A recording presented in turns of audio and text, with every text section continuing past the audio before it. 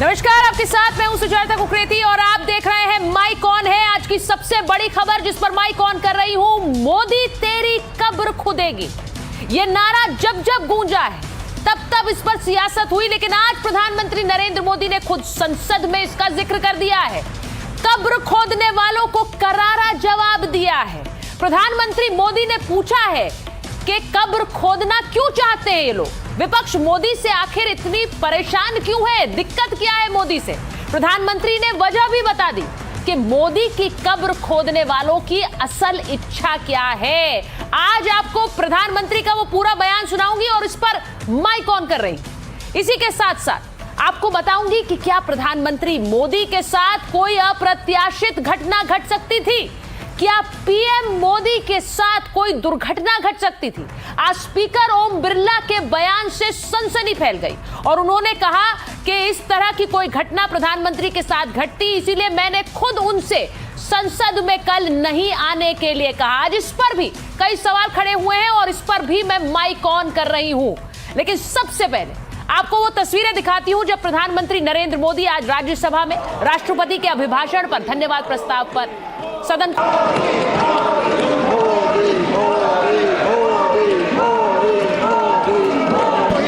तो प्रधानमंत्री आज राज्यसभा में बोलने के लिए पहुंचे थे। उस वक्त की ये तस्वीर थी और फिर विपक्ष के सांसदों ने उनके बोलने के साथ ही सदन से वॉकआउट शुरू कर दिया।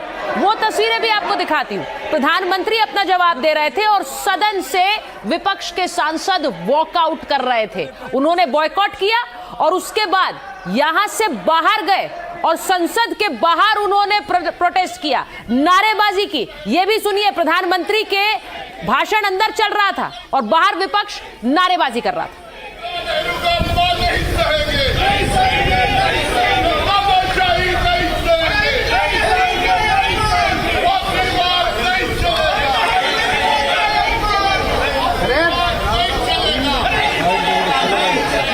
तो ये सारी नारेबाजी इसलिए क्योंकि प्रधानमंत्री नरेंद्र मोदी राज्यसभा में बोल रहे थे और उन्होंने जो बड़ी बातें कही है वो सबसे बड़ी खबर आज की है। मैं आपको बता देती हूं, कांग्रेस को लगता है पीएम पद पर उनकी जागीर बना रखा है। ये प्रधानमंत्री ने आज बोला है राज्यसभा में। सिख सांसद को कांग्रेस के युवराज ने गद्दार बोला है। कांग्रेस को अपनी किसी भी गलती का कोई खेद नहीं है, ये पीएम मोदी ने आज राज्यसभा में कहा। उन्होंने कहा देश के लोगों का अपमान कांग्रेस के स्वभाव और संस्कार में है। नेहरू, इंदिरा और पूरी कांग्रेस देशवासियों को समस्या मानते हैं। प्रधानमंत्री ने आज यह भी कहा कि मोहब्बत की दुकान खोलने वाले कब्र खोदने की बात करते हैं। उन्होंने कब्र खोदने वाली बात को आज संसद में उठाया है और राज्यसभा में कहा कि कांग्रेस पचा नहीं पा रही है कि मोदी यहां तक पहुंच कैसे गया। मोदी की कब्र सिर्फ नारा नहीं है, ये उनके अंदर की नफरत है। तो आज सुनिए कि मोदी की कब्र खुदेगी को आज मोदी ने राज्यसभा में कैसे उठाया।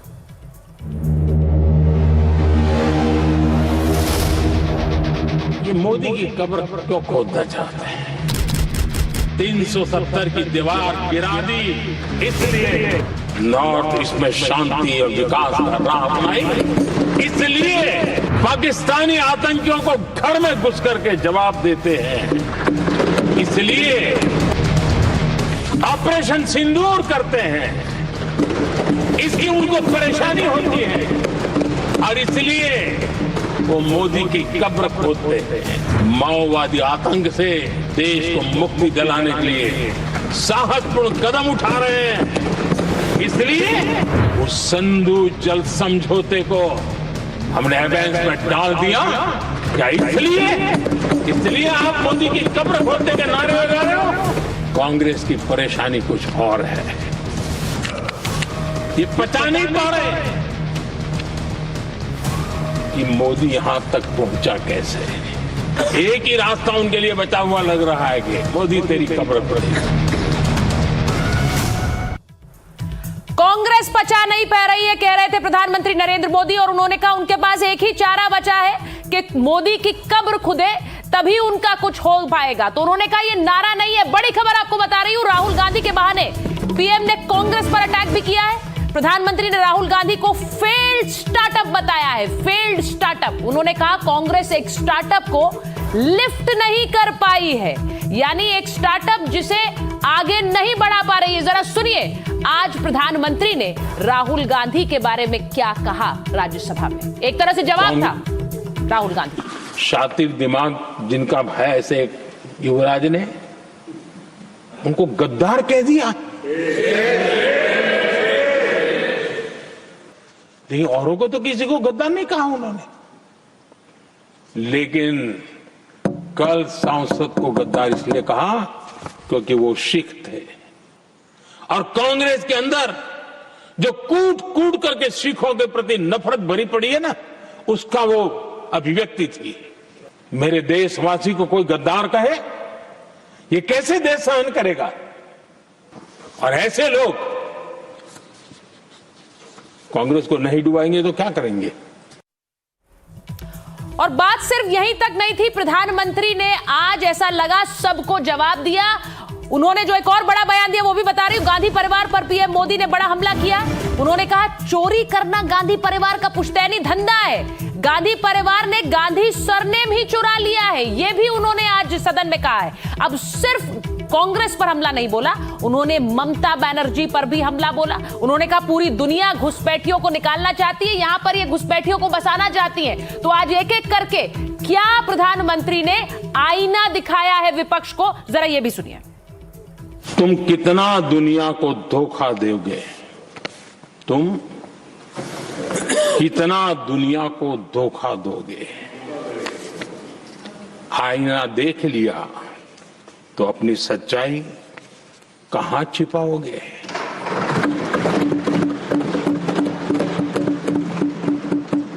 हमारे टीएमसी के साथियों ने काफी कुछ कहा। जरा खुद तो अपने गरेबा में देखें। निर्मम सरकार पतन के जितने भी पैरामीटर्स हैं, उन सब पैरामीटर्स में नए नए रिकॉर्ड बनाते जा रहे हैं। सत्ता सुख के सिवाय कोई आकांक्षा नहीं, और वे यहां उपदेश देते हैं। घुसपैठ दुनिया का समृद्ध से समृद्ध देश भी अपने यहां गैर कानूनी नागरिकों को बाहर निकाल रहा है। हमारे देश में घुसपैठियों को बचाने के लिए अदालतों को तक पर प्रेशर पैदा किया जा रहा है। मेरे देश का नौजवान कैसे ऐसे लोगों को माफ करेगा जो घुसपैठियों की वकालत करने के लिए ताकत लगा रहे हैं? और घुसपैठिए मेरे देश के नौजवानों के हक छीन रहे हैं। ये राष्ट्रपति पद, उसका घोर अपमान किया है। उनको संविधान शब्द मुंह में बोलने की अधिकार नहीं रहता है। भारत के सर्वोच्च पद पर विराजमान संविधान ने जिनको सर्वोच्च पद दिया है, आपने उनका अपमान किया है, आपने संविधान का अपमान किया है। तो आपने सुना प्रधानमंत्री नरेंद्र मोदी ने राज्यसभा में कहा मैं सवाल सीधे पूछ रही हूं, पीएम के बहिष्कार का दांव क्या कांग्रेस को उल्टा पड़ गया है? सवाल यह भी कि मोहब्बत की दुकान में मोदी की कब्र वाली तैयारी है क्या? क्योंकि प्रधानमंत्री ने खुद इसका जिक्र किया आज राज्यसभा में। और सवाल यह भी कि पीएम मोदी ने संसद से कांग्रेस को क्या आईना दिखा दिया है? क्योंकि उन्होंने आज आईना दिखाने का भी जिक्र किया है। मेरे साथ जो मेहमान जुड़ रहे हैं मैं उनका परिचय आपसे कराऊंगी। आरपी सिंह राष्ट्रीय प्रवक्ता हैं बीजेपी के, सत्य प्रकाश मिश्रा जी हैं, नेता हैं जेडीयू के, मलूक नागर जी महासचिव आरएलडी के हैं, महिमा सिंह जी प्रवक्ता हैं कांग्रेस पार्टी की, हमारे साथ विवेक श्रीवास्तव जी हैं, लेफ्ट नेता हैं, पॉलिटिकल एनालिस्ट हैं, और फराज किदवई साहब हैं, प्रवक्ता हैं समाजवादी पार्टी के। लेकिन मैं पहले एक बड़ी खबर आपको बता रही हूं। राज्यसभा से वॉकआउट करने पर कांग्रेस का बयान आया है। उन्होंने कहा है पीएम से सवाल पूछना चाहते थे, ये कह रहे हैं इमरान प्रतापगढ़ी। प्रधानमंत्री चाहते थे कि हम चुप रहकर सुनते रहे, हम प्रधानमंत्री के आगे सवाल तो उठाते रहेंगे। यानी कांग्रेस कह रही कि हम सवाल उठाना चाहते थे, अब हम सिर्फ सुनते थोड़े ही रहेंगे, इसलिए हमने वॉकआउट किया है। तो वो वॉकआउट की भी तस्वीरें मैंने आपको दिखाई हैं, और इसीलिए प्रधानमंत्री के भाषण के दौरान वॉकआउट पर कांग्रेस का यह बयान है। अब मैं सीधे सबसे पहले महिमा जी आप ही के पास आ रही हूं, क्योंकि प्रधानमंत्री ने आज संसद में कहा, राज्यसभा में कहा कि मोदी की कब्र खोदने की बात इसलिए करते हैं क्योंकि उसके अलावा इनके पास कोई चारा नहीं है। ये पचा नहीं पा रहे हैं कि मोदी टिका कैसे है। वाकई है क्या? जय हिंद। जय हिंद मैम। सुजाता, देखिए 11 साल बल्कि 12 होने जा रहे हैं कि शासन के बाद इस तरह के जो है अपने व्यक्तिगत भय दिखाना संसद के पटल पर आकर, जहां बहुत संजीदा जवाब थे जो प्रधानमंत्री को देने चाहिए थे, ऐसा देख करके तो एक ही बात, एक शेर याद आता है शफीक फातिमा शेरा का कि सुना है नींद में वो चौंक चौंक पड़ते हैं, लहू के दाग थे जिन पर वो हाथ जलते हैं। जिन्होंने बापू के सीने में गोलियां उतारी, उस विचारधारा से आए हुए प्रधानमंत्री को तो ऐसे भय सताएंगे ही। सीधी सी बात है, क्योंकि जब इस देश के अंदर बापू को हिंदुओं के द्वारा ही गोलियां दाग करके मार दिया गया, से आए हैं प्रधानमंत्री, देश के अंदर बापू के सीने में गोलियां उतार करके मार देने वाले एक सेकंड की पार्टी, चलेगा नहीं, गॉडसे की विचारधारा वाली ये जो पार्टी है, वहां से जो प्रधानमंत्री आते हैं, जहां गॉडसे का माल्यार्पण होता है, उस पार्टी से आने वाले प्रधानमंत्री को तो जाहिर सी बात है डर लगेगा, क्योंकि आज जवाब देने चाहिए थे। देखिए माननीय नेता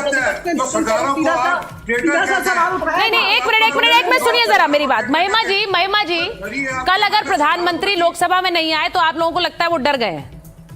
वो डरे इसलिए नहीं आए? आपको क्या लगता है सुजाता जी, आप बताइए। नहीं, मुझे कुछ नहीं लगता। मैं तो सवाल पूछने के कार्यक्रम कर रही हूँ। मैं सवाल आपसे पूछूंगी, आपके सवाल पर आरपी सिंह भारत की नागरिक आप भी हैं, भारत की नागरिक मैं भी हूँ, आप भी हैं। प्रधानमंत्री को एक नागरिक के लिए तो खेद हो जाता है, हाँ। लेकिन यही प्रधानमंत्री है ना जिनकी पार्टी में बापू के हत्यारों का माल्यार्पण होता है। यही प्रधानमंत्री है ना जिनका नाम एप्स्टीन फाइल्स में आया है। उनके कैबिनेट मंत्री हरदीप पुरी का नाम एप्स्टीन फाइल्स में आया है। आपको चिंता नहीं होती? मुझे बहुत चिंता होती है। महिमा जी, आपको चिंता होती है?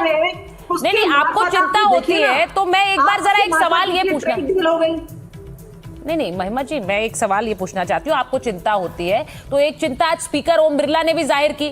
उन्होंने कहा कि कोई अप्रत्याशित घटना घट जाती जो कि एक ब्लैक स्पॉट होता संसद के कामकाज पर, ब्लैक स्पॉट, और वो उन्होंने बात कही है। अब मैं इसलिए पूछती हूं क्योंकि ब्लैक स्पॉट, अप्रत्याशित घटना क्या हो जाती है? बार बार बीजेपी कह रही है, आरपी सिंह जी वो कह रहे हैं कि नहीं आए क्योंकि हमारा सामना नहीं कर सकते थे। माता जी, देश के इतिहास पर सबसे बड़ा काला धब्बा जो है ना, वो यही है कि हे राम बोलने वाले बापू के सीने में गोलियां दागी एक हिंदू नाथूराम गॉडसे ने। अच्छा सुनिए, आप लोग बार बार प्रधानमंत्री को किससे महिमा जी, मैं मौजूदा इंसिडेंट के बारे में पूछ रही हूँ ना, आप इससे बार बार नाथूराम गॉडसे पे क्यों जा रही है? प्रधानमंत्री को किससे डर था आखिर? अपने साथ में संसद में बैठने वाले सांसदों से, जो इस देश के 60% जनता का प्रतिनिधित्व करते हैं, उस विपक्ष से। अच्छा, मैं ये सवाल पूछ लेती हूँ ना आरपी सिंह जी से। आरपी सिंह जी, वो कह रही है कि महिला सांसद थी तो डर क्या था आपको? आज ओम बिरला जी ने जो बयान दिया है कि अप्रत्याशित घटना घट सकती थी, मैंने उनसे कहा आप संसद में मत आइए, उन्होंने मेरा आग्रह माना। आरपी सिंह जी, पहली बात तो ये स्पष्ट करने की, नाथूराम गॉडसे के यहाँ देश में प्रचारक कौन है और उसके पुजारी कौन है? उसका नाम है बाबूलाल चौरसिया, जिसने नाथूराम गॉडसे की मूर्ति लगाई। भाजपा के सभी नेता, इस देश के प्रधानमंत्री। अच्छा, एक एक करके पहले आरपी सिंह जी बोल रहे। महिमा जी, लेट हिम स्पीक ना, वो जवाब दे रहे हैं, वो जवाब दे रहे हैं। जब मैं बोल रही थी इन्होंने हस्तक्षेप किया, जब ये जनता को भरमाएंगे भटकाएंगे, मैं हस्तक्षेप करूंगी। अच्छा ठीक है, आप करिएगा, लेकिन अब वो जवाब दे रहे हैं। ऐसे तो सब कोई हस्तक्षेप करेगा क्योंकि हर किसी को लगता है मेरी ही बात सही है, दूसरा गलत बोल रहा है। फिर मैं सत्य प्रकाश जी और मलूक जी के पास जाऊं ना, विवेक जी को और फराज जी का माइक ऑन ही ना करूं। एक मिनट, आरपी सिंह जी जवाब दीजिए पहले। ये है बाबूलाल चौरसिया, जो कांग्रेस के सम्मानीय सदस्य हैं और किसकी मूर्ति पे वो माल्यार्पण कर रहे हैं, जल चढ़ा रहे हैं, वो नाथूराम गॉडसे। वो आज भी दिखाएं संघ के लीडरान की, जो नाथूराम गॉडसे का माल्यार्पण करते हैं। कितनी तस्वीरें दिखाएं भाजपा के सांसदों की? दिखाइए ना, नाथूराम। अच्छा, मेरा चैलेंज स्वीकार करिए, दिखाइए, मैं तो दिखा रहा हूं, आप एक दिखाइए, आप एक दिखाइए। बात रखिए अपनी, आरपी सिंह जी बात रखिए, फिर मैं जाऊं मलूक जी के पास भी जी। जो शीशा प्रधानमंत्री जी कह रहे हैं वो कड़वा लगता है, वो शीशे में शक्ल गंदी दिखती है, इसलिए बीच में टोकती है ये बार बार। असल में दिक्कत यही है, इनको मूल दिक्कत यही है। दिल्ली के अंदर 3698 सिखों का टायर डालकर जलवाने वाली जो पार्टी है, और जिस पार्टी के नेता राजीव गांधी ने जलवाए वो सरदार, और जिसने जलवाए उस जगदीश शेट्टर को पलकों में बिछाकर रेड कारपेट स्वागत करती है जो पार्टी, वो बात कर रही है आज। वो पार्टी जिसने हरमंदिर साहब पे हमला किया, अकाल तख्त पे हमला किया और गुरु ग्रंथ साहब पर गोलियां चलवाई, वो पार्टी बात करती है। जबकि हालांकि उस समय ऑप्शन थी, ऑपरेशन ब्लू स्टार दिया गया, ऑपरेशन ब्लैक थंडर हो सकता था, जिसमें वह कत्लो गैरस बच सकता था जो वहां हुआ दरबार साहब में, हरमंदिर साहब में। ये पार्टी बात करती है आज। सब में दिक्कत ये है, ये सबके सब दोहरे चाल वाले हैं, इनको लोग पसंद नहीं करते, लोगों इनकी जमीन मैं मलूक जी के पास एक बार जाऊंगी। एक के बाद एक चुनाव हार चुके हैं, एक के बाद एक चुनाव हार चुके हैं ये, और इसलिए अब क्या है, मोदी तेरी कब्र खोदेगी।